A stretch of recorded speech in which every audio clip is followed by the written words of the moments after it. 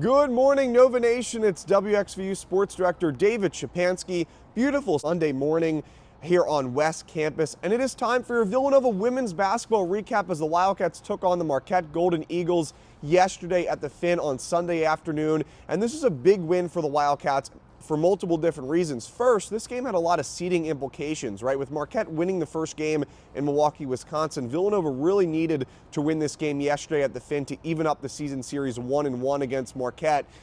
They're both very close to each other in the standings. Both have a 6-4 conference record. So this was a big win for the Wildcats for that reason, but also it continues Villanova's hot streak that started kind of in the middle of the month of January and now continues into the month of February. The Wildcats have won 4 of their last 5 contests, so really playing great basketball right now. And their only loss in that stretch was to UConn, so they played really well in conference play. Villanova defeated Marquette yesterday 65-53. And this was a game that Villanova really always kind of had a comfortable lead. They were in the driver's seat. Kind of the exception of that was in the first 5 or so minutes of this game at the first media timeout in the first quarter. But Villanova, they really kept their foot on the gas. They played really good basketball, not just to end that first half, which we saw them do against Marquette in the first game, but they also played well in the second half, which was the main issue in that loss to the Golden Eagles back in early January. So Villanova, they'll improve to 12-10 overall this season. They'll also improve to 6-4 in conference play with this 12-point victory over Marquette. Some stats for this game: Villanova, they played well on both sides of the basketball. They shot almost 50% from both the field and from behind the arc. So that was great for Villanova. One of their best three-point shooting performances in some time for the Wildcats. Some specific stats: Jasmine Basco had 17 points in this game. And when you think about that first game against Marquette, Villanova was without Jasmine Basco, and Marquette was without their leading scorer as well, Skylar Forbes. So Forbes came back, had double digits in this game. Jasmine Basco led the Wildcats with 17 points. Also, Danae Carter in this game, she had 15 points. For some time, her and Basco were tied at 15 points, but Basco does end up being the leading scorer in that game. But Danae Carter was really good, was efficient from the field, made some free throws as well. And Brona Power Cassidy also contributed 12 points, had one of her best games in the past month or so.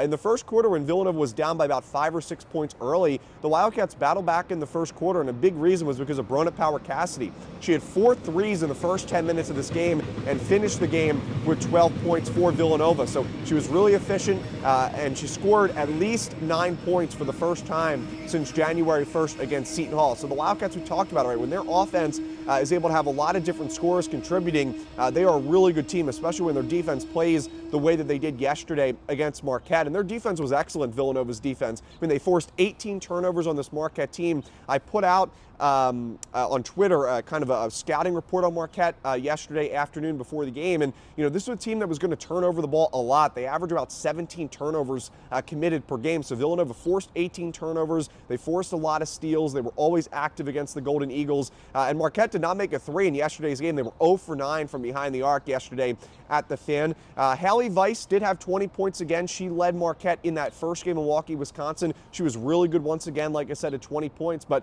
Villanova did a really nice job to kind of shut down the supporting cast of Marquette. Like I said, Skylar Forbes had double digits. She was pretty efficient for the most part, but not much offense that Marquette was able to sustain, and not much consistent offense for Marquette. So Villanova's defense did a really nice job there. And also positive too, Laura Edmondson played in this game for Villanova. She didn't have a whole lot of points, but she played in the game, which is good to see after she missed the game against Xavier. So a lot to like in this game for the Wildcats. Like I said, they'll improve to 12-10, 6-4 in conference play. And their next battle will be on Wednesday night in Indianapolis, Indiana. They'll take on Butler there. Butler in the bottom of the Big East, so this should be a game that Villanova, should be able to win. But again, it is a road contest. We'll see how Villanova handles that. But overall, really good win for the Wildcats. Final score: Villanova 65, Marquette 53. And for the Wildcats, one of their best wins of the season against a really talented Marquette Golden Eagles team. So thanks for tuning in to this recap video of Villanova versus Marquette for women's basketball. I'm WXVU Sports Director David Szczepanski, reporting live on this beautiful Monday morning